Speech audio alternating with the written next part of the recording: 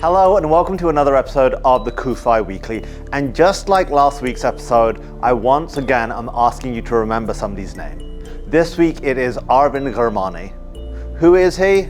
Once again, he was an Iranian man murdered by the Islamic regime in Iran.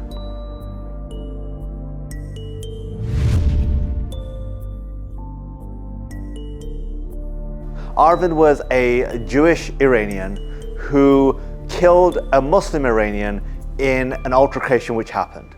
The family said that it was self-defense, that he was attacked, and in defending himself, he tragically killed somebody else. Under Iranian law, there is the death penalty when somebody is killed. Even when it's self-defense, if a non-Muslim kills a Muslim.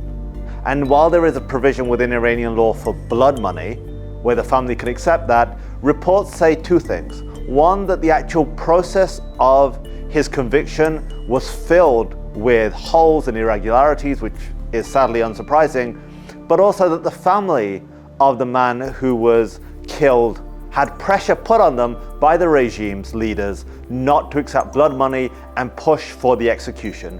Why is this significant? Why is this significant to you as an American?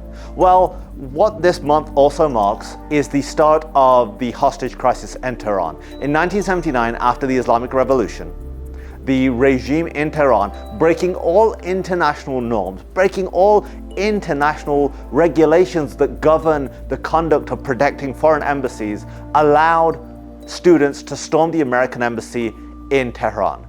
That siege lasted for 444 days. For 444 days, a number of Americans were held hostage by the regime in Tehran.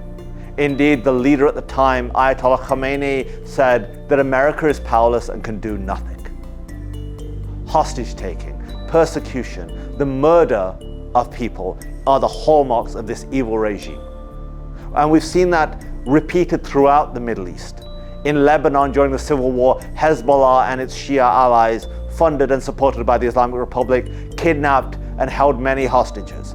In Syria, so many people were butchered by Assad's regime, who was there holding Assad's hand, butchering them. Also, the IRGC, the Iranian Revolutionary Guard Corps. These are the fingerprints that this regime in Tehran has spread all over the world. Hostage taking, murder and mayhem. Hostage taking of foreigners, the persecution of people who speak up against it, the executions, the unjust executions of hundreds, if not thousands, of innocent Iranians who have either demanded change or are being persecuted for being different religions or from different ethnic backgrounds. This is a regime which launched a ballistic missile attack on Israel. This is a regime which continues to threaten a sovereign state, the state of Israel, with destruction. This is a state which continues to chant death to Israel and death to America. Yet it's still accepted as part of the body of the international community. It still addresses the UN. There can be no appeasement with this regime. There can be no accommodation with this regime. If we care about human rights, if we care about freedom, if we care about peace and security, for Americans, for Israelis, and the Iranian people themselves, we must stand up to this regime. Because a world without this regime is a better world for everybody and a better place for Iranians. And maybe once again, in the not too far distant future, we will see a world like it was pre-1979, where Israel, the United States, and Iran share brotherly relations and are united against our common threats.